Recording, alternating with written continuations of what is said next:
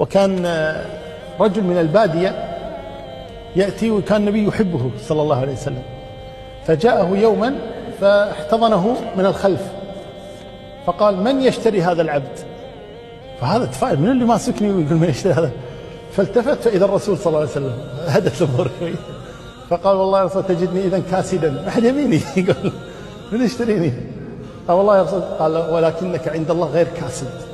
يقول له النبي صلى الله عليه وسلم، ولكنك كان يوازح صلى الله عليه وسلم، لكن لا يقول إلا حقا. ولما جاءته امرأة عجوز وقالت: يا رسول الله يعني ادعو الله أن أكون من أهل الجنة، قال: لا تدخل الجنة عجوز. فحزنت المرأة، فقال لها النبي صلى الله عليه وسلم: تردين شابة. ثم قرأ عليها قول الله تبارك وتعالى: إنا أنشأناهن إنشاء فجعلناهن أبكارا عربا أترابا. تعودين شابة، يقول لها النبي صلى الله عليه وسلم.